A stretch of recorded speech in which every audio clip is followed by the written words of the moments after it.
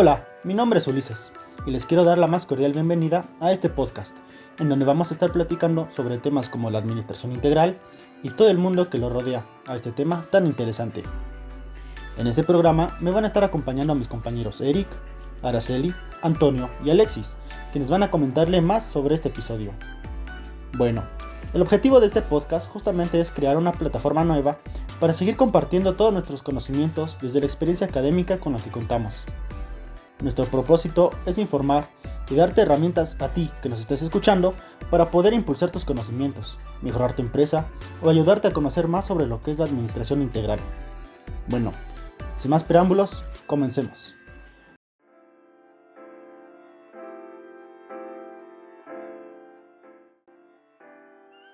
Vamos a hablar un poco sobre historia. El término administración proviene del latín minister, que se puede traducir como hacia la subordinación o hacia el control. Por ende, la administración ha estado presente desde que ha existido necesidad de coordinar las actividades de las comunidades humanas, es decir, desde el inicio mismo de la vida en sociedad. Sin embargo, esta disciplina comenzó a estudiarse formalmente después de la Revolución Industrial, a partir del siglo XVII, cuando surgieron las grandes empresas y conocimientos especializados sobre su gestión, que requerían que profesionales en administración de los recursos.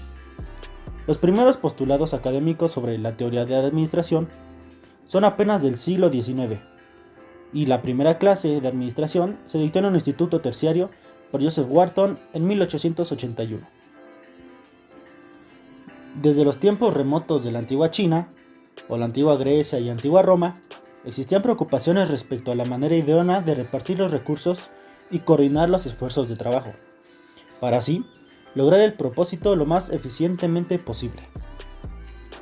Ya pasando a términos más científicos, la administración tiene como definición que es una ciencia social, cuyo interés se centra en las organizaciones humanas, así como las técnicas y procedimientos disponibles para su planificación, organización, dirección y control de sus recursos. Todo esto en pro de obtener de ellos el mayor beneficio posible. Y finalmente, hay muchas definiciones posibles sobre lo que es la administración, dependiendo de las perspectivas empleadas para estudiarla. En líneas generales, se la comprende como el análisis organizacional de grupos sociales, con un enfoque determinado hacia un objetivo concreto, con requerimientos de eficacia y rendimiento. Dentro de la administración podemos encontrar diferentes tipos, que veremos a continuación en este podcast.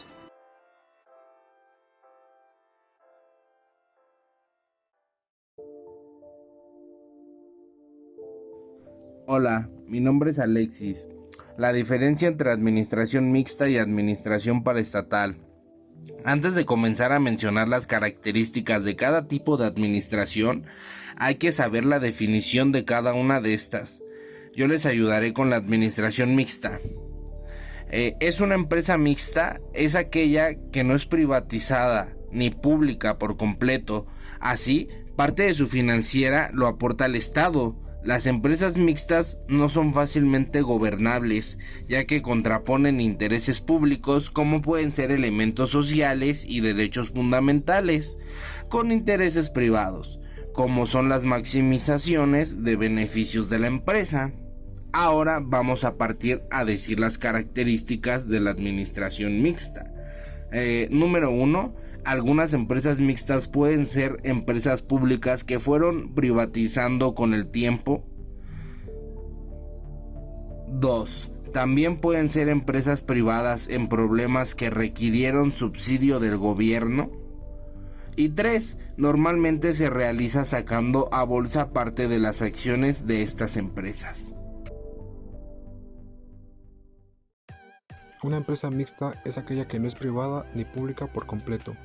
Así parte de su financiación lo aporta al Estado. Las empresas mixtas no son fácilmente gobernables, ya que contraponen intereses públicos, como pueden ser elementos sociales y derechos fundamentales, con intereses privados como son la maximización de beneficios de la empresa. Una de sus características son: 1. Algunas empresas mixtas pueden ser empresas públicas que se fueron privatizando con el paso del tiempo. 2. También pueden ser empresas privadas en problemas que requieren subsidio del gobierno. 3. Normalmente se realiza sacando a bolsa parte de las acciones de estas empresas. Administración paraestatal. El sector paraestatal es una parte del sector público que tiene mayor autonomía y colabora con los objetivos del gobierno, compuesta por organismos descentralizados e empresas que tienen una mayor participación estatal mayoritaria, instituciones nacionales de crédito, instituciones nacionales de seguros y finanzas y los fideicomisos. Una de sus características son: 1. Tienen personalidad jurídica propia, derivada de una ley o un decreto, como en el caso de los organismos descentralizados, o de un acto de derecho privado, como la creación de una sociedad anónima. 2. Los funcionarios son nombrados y removidos por el Consejo de Administración de la entidad a propuesta, casi siempre del Presidente de la República. 3. No dependen jerárquica ni administrativamente del Presidente, sino de sus propios órganos de gobierno, Consejo de Administración, Asamblea de Accionistas, según el caso. Siguiente, no actúan por facultades delegadas, sino con base en las leyes y disposiciones de carácter general que rigen las actividades de campo en el que las entidades actúan. Diferencias. Como se puede ver en ambas definiciones, las empresas mixtas y paraestatales comparten muchas características, al punto de que en algunas fuentes de información las toman como el mismo concepto. Sin embargo, lo que yo logré observar es que las empresas mixtas tienen una mayor orientación hacia el sector privado, caso contrario de las empresas paraestatales, que parecen tener una inclinación mayor hacia el sector público y por lo tanto hacia el Estado. Sin embargo, es una observación personal. Naturaleza de las organizaciones. Se puede decir que la naturaleza de una organización se refiere a saber el tipo de organización de la que se habla. Siguiente, estructura. Clima organizacional. Cultura organizacional. Comunicación. Tipo de jerarquía. Organigrama. Razón jurídica y objeto. Así, todo esto se resume en los principios de la organización, principios de eficiencia, principio de unidad de objetivos, etc. Clases de trabajo, división del trabajo, fuente de autoridad, relaciones, factores para la dirección y conceptos de organización. Clasificación de las organizaciones.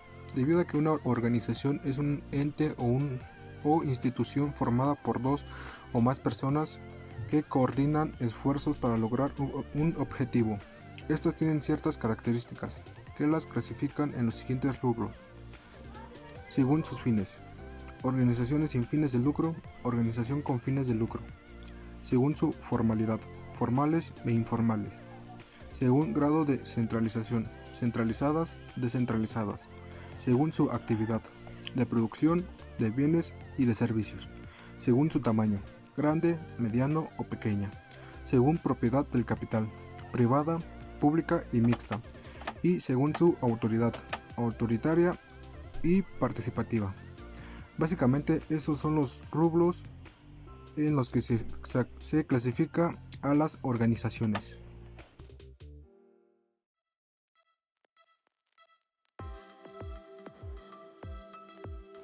Naturaleza de las organizaciones.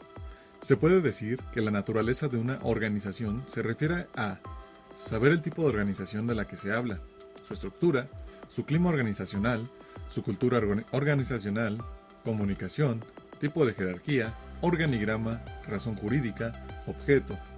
Así, todo esto se resume en los principios de la organización: principio de eficiencia, principio de unidad, objetivos, etc.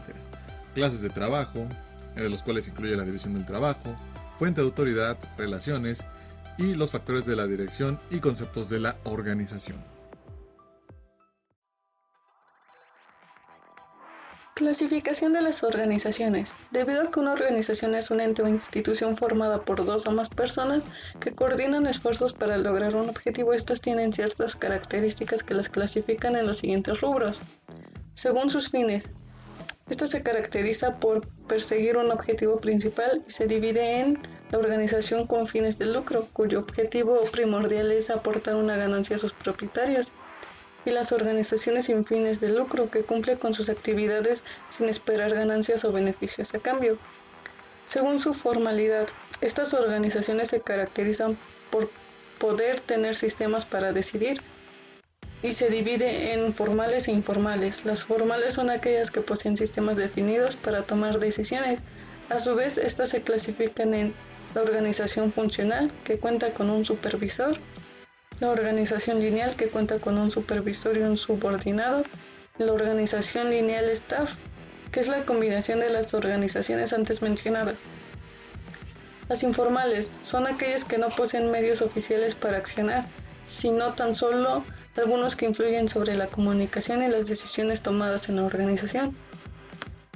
Según su actividad, esto se divide en la producción, en bienes y servicios. Según su tamaño, esta se divide en grande, que se conforma por más de 500 empleados, la mediana, que esta se conforma de 50 a 500 empleados, y la pequeña, que se conforma con menos de 50 empleados. Según su propiedad de capital, la privada es la propiedad es particular, la pública, el Estado o entes públicos son los propietarios, y la mixta, que la propiedad es compartida en los particulares, el Estado o entes públicos. Según su autoridad, esta se divide en dos, que es la autoritaria y la participativa. Básicamente esos son los rubros en los que se clasifican las organizaciones.